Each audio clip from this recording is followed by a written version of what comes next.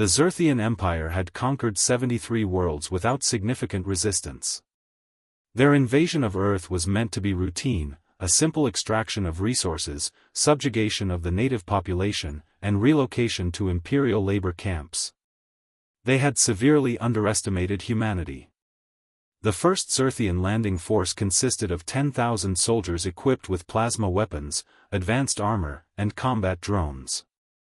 They descended on downtown Los Angeles with overwhelming force, expecting panicked civilians and token military resistance. What they found instead was calculated fury. Commander Vextal watched his first battalion dissolve into chaos. The humans weren't fleeing. They were organizing. A seemingly random crowd of office workers, construction crews, and street vendors had transformed into coordinated resistance units within minutes. They used the urban environment like a living weapon, collapsing buildings to block Xerthian movement, flooding subway tunnels to trap patrol units, using fire escapes and rooftops to create three-dimensional battlefields where the aliens' advanced weaponry became liabilities rather than assets.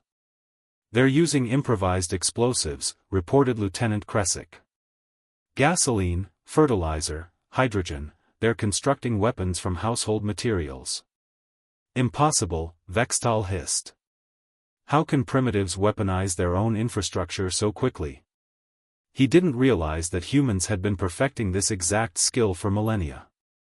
Every human soldier, every construction worker, every engineer on that battlefield had grown up watching the internet, a vast repository of knowledge encompassing thousands of years of human conflict, innovation, and adaptation.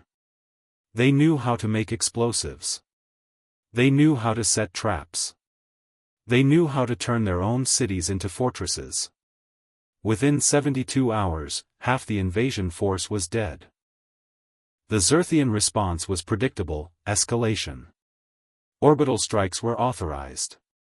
Entire city blocks were vaporized in retaliatory bombardment. The military calculus was simple: if the humans wouldn't surrender, they would be annihilated. But the humans still didn't surrender. Instead, they adapted again. The resistance moved underground. Subways became supply lines. Subway tunnels became ambush points. Sewers became highways for movement.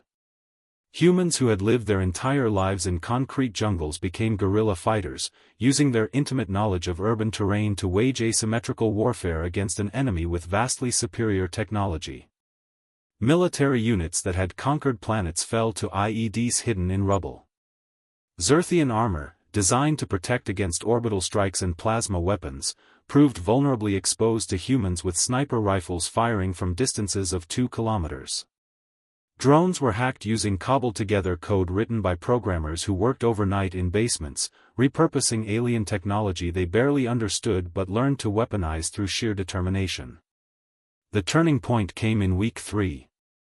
A special operations team of 40 humans penetrated the Xerthian command vessel through a combination of infiltration, deception, and suicidal courage.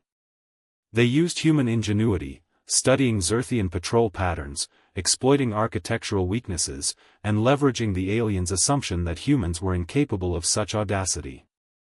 39 humans died in that assault. But one reached the main communications array. The human soldier, Captain James Morrison, uploaded a virus into the Xerthian network, a program written by teenage hackers in San Francisco and debugged by retired programmers who hadn't held weapons in 30 years. The code was inelegant, inefficient, and absolutely devastating.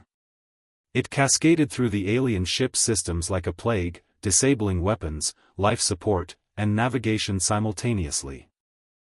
The command vessel crashed into the Pacific Ocean.